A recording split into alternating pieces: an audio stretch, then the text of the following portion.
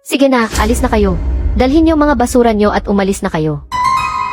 Pa, ma, ang daming pera. Saan niyo nakuha yan? Ibaba mo yan. Pangalawa, ang perang ito para sana talaga sa'yo. Hindi ko akalain. Sa pagsubok ngayon, walang halaga pala ang dugo at pamilya. Pumunta kami ng mama mo sa'yo. Para subukan ka lang. Sinabi naming may sakit ako. At kailangan manghiram ng 3,000. Hindi ka lang tumanggi. Pinalayas mo pa kami. Kami ang tunay mong ama at ina. Mula bata ka, kami ang nagpalaki sa'yo. Ganito mo kami tratuhin. Pa, wag po kayong magalit. Ma! Hindi ko alam na sinusubukan niyo ako. Wag niyo na akong patulan. Ma, alam niyo naman. Matagal ko nang gustong bumili ng Mercedes may batch. Mayaman pala kayo. Tulungan niyo naman ako. Hayop ka. Ituturing kong hindi kita naging anak.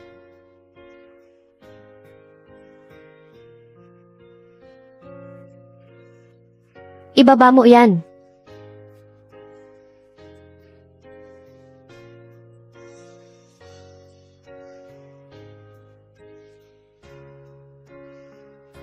Pa.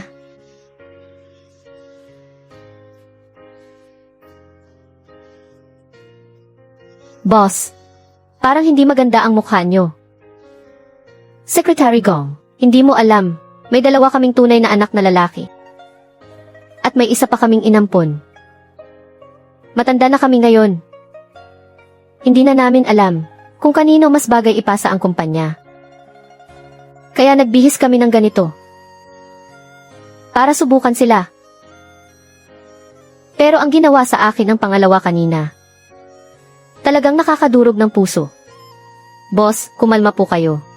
Saan tayo pupunta ngayon? Sa bahay ng pangatlo. Asawa, dumating na ang bayad sa proyekto. Gusto kong bumili ng bag na 50,000. Walang problema. May pera na tayo ngayon. Pa, ma, hindi ba nagtatrabaho kayo sa syudad? Hindi naman Pasko o pista. Bakit kayo umuwi? Pangatlo. Ayaw na sa amin ng boss sa pabrika. Matanda na raw kami. Kaya pumunta kami rito. Para makitira muna sa'yo. Pa, pwede naman kayong tumira rito sandali. Pero ilang taon kayong nagtrabaho sa syudad? Siguro marami kayong naipon para sa pagtanda nyo. Pangatlo, kami ng papa mo. Matanda na talaga. Kailangan namin ng gamot at pagpapagamot. Lahat yon kailangan ng pera. Kaya nitong mga taon, wala rin kaming masyadong naipon. Ang bahay sa probinsya. Tumutulo ang bubong, hindi na materhan. Kaya naisip namin ng papa mo, na makitira muna sa inyo. Hindi pwede, Liu Xiaoshui. Nakatira pa rito ang mga magulang ko. Kapag pinatira mo rito ang magulang mo, maghiwalay na tayo. Pa, ma, narinig niyo naman. Pangatlo, pwede mo ba akong pahiramin ng 2,000? Aayusin ko lang ang lumang bahay pag uwi namin. Hindi pwede. Kahit piso, hindi. Ibibigay mo sa magulang mo ang pera. Ano na lang ipambibili ko ng bag? Pa, ma, nakita niyo naman. Hindi ako ang nasusunod dito. Puntahan niyo na lang si kuya. Sige na, alis na kayo. Sia Oshuay, kami ang tunay mong ama at ina. Kami ang bumili ng bahay mo. Kami ang nagpakasal sa'yo. Ngayong may pera ka. Inaalagaan mo ang biyanan mong lalaki at babae. Pero kami, ayaw mo kaming tanggapin. Nanghihiram lang kami ng 2,000. Ayaw mo pa. Tao ka pa ba? Ma, ano ba nang ibig mong sabihin? Ipinanganak niyo ako. Kaya tungkulin niyong palakihin ako. Bilhan ako ng bahay. At ipakasal ako. Hindi ba dapat lang yon bilang magulang? Huwag niyo akong konsensyahin, pwede ba? Pangatlo, sinasabi ko sa'yo. Huwag kang magsisi. Ano nang pagsisisihan ko? Sige na, puntahan niyo na si kuya. Buong araw niyo na lang pinapainit ulo ng asawa ko. Salamat, salamat. Asawa, bumili na tayo ng bag. Ano bang silbi ng maraming anak? Para lang tayong nagpalaki ng mga walang utang na loob. Puntahan kaya natin ang panganay. Ampon ang panganay. Ganito na nga ang tunay nating mga anak sa atin.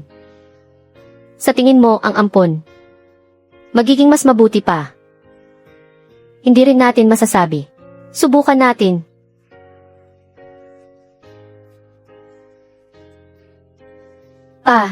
Ma, kailan pa kayo dumating, bakit hindi kayo nagsabi?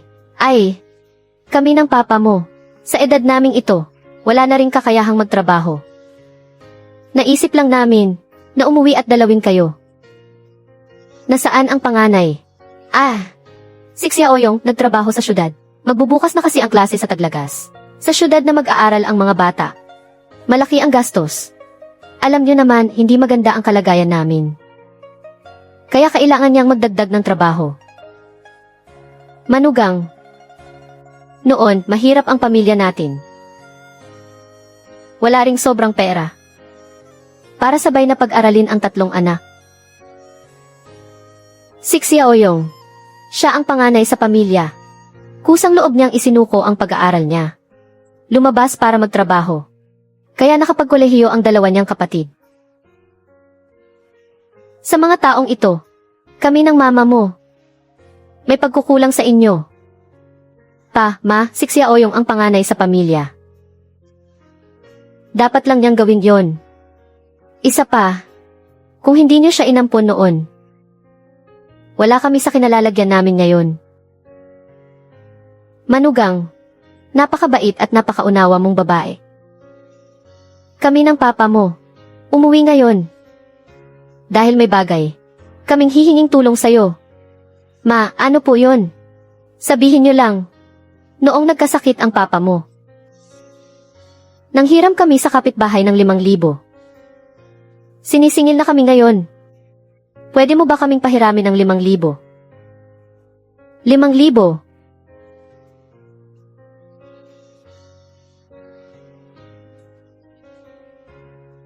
Mukhang hindi rin natin maaasahan ang bahay ng panganay. Huwag kang magmadali. Ma, 5,000 na lang ang natitira sa amin. Gamitin niyo muna ito. Manugang, ibibigay mo sa amin ang perang ito. Paano naman ang tuition ng mga bata? Ayos lang, ma. Mas urgent ang sitwasyon niyo. Magdadagdag na lang ako ng trabaho sa bayan. May ipon ko rin agad. Manugang, may isa pa kaming pakay sa pagpunta rito. Ang lumang bahay kasi, tumutulo ang bubong at hindi na materhan. Sa tingin mo, kami ng mama mo, pwede bang makitira muna sa inyo? Pa, ano po ba nang sinasabi nyo? Ang bahay namin, bahay nyo rin. Tumira kayo rito hanggat gusto nyo. Hindi ko talaga inakala. Manugang, boss. Boss, pasensya na sa abala. Secretary Wang, bakit ka nagmamadali?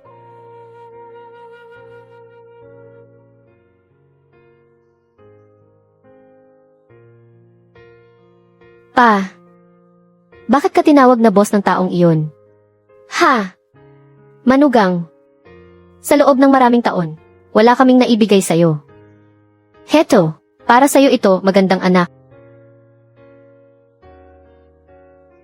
Pa, saan niyo nakuha ang ganitong kalaking pera?